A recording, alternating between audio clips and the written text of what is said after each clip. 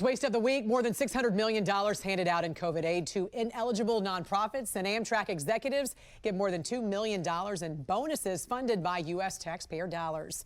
Joining us this morning, CEO and founder of OpenTheBooks.com, Adam Andrzejewski. Good morning to you, sir. Welcome back to the National Desk. Good morning, Jan. A report by the Office of Inspector General for the Small Business Administration found more than $684 million in those paycheck protection programs, those PPP loans, that were given to 179 ineligible nonprofit organizations. What happened here?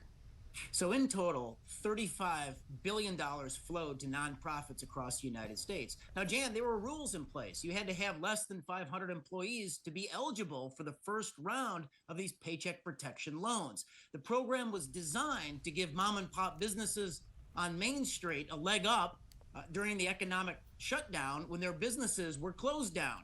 These nonprofits, they needed to demonstrate need, and they needed to have less than 500 employees. But they had these 179 nonprofits, these large nonprofits, had 500 employees per location. So at the time, they did not qualify for the funds, but they received the funds anyway. The Inspector General of the Small Business Administration, that's the agency doling out the money, they flagged this and referred it for clawback. Right, and so the SBA, the Small Business Administration, agreed to review just 27 of the 179 organizations. Why is that?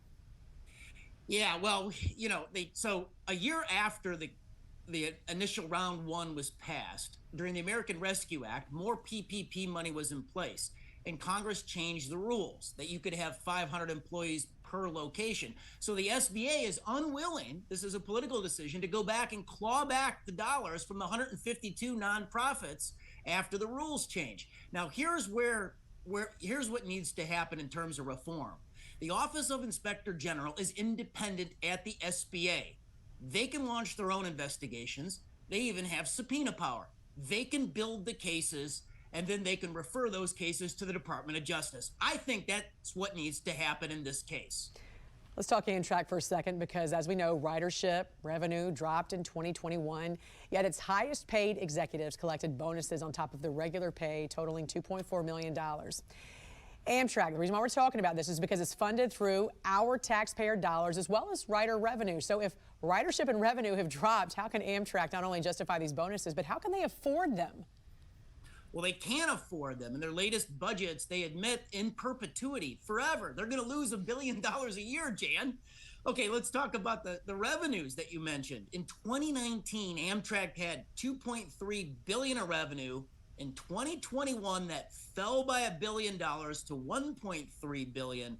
Last year, they had $600 million of revenue, and their executives get $200,000 and $300,000 bonus payments. Their executives in the C-suite are making over $760,000 a year. You can't make it up. Right. Well, and the crazy thing, as you said, the government grants Amtrak billions of dollars every year. Where else is that money going? Are other Amtrak employees seeing any of these gains? So you'll remember this fall, just a month ago, there was almost a rail shutdown, a lockout.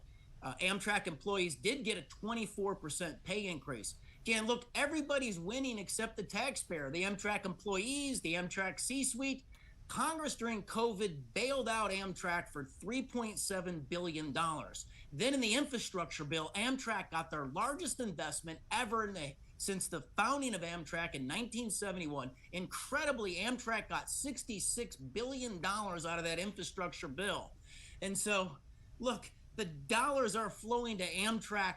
Taxpayers are paying in perpetuity, and there's no plan ever for Amtrak to make any money. Oh, this is exhausting when you look at this. My goodness. All right, founder of OpenTheBooks.com and CEO Adam Andrzejewski, always great to see you. Thanks for joining us. Have a great weekend, my friend.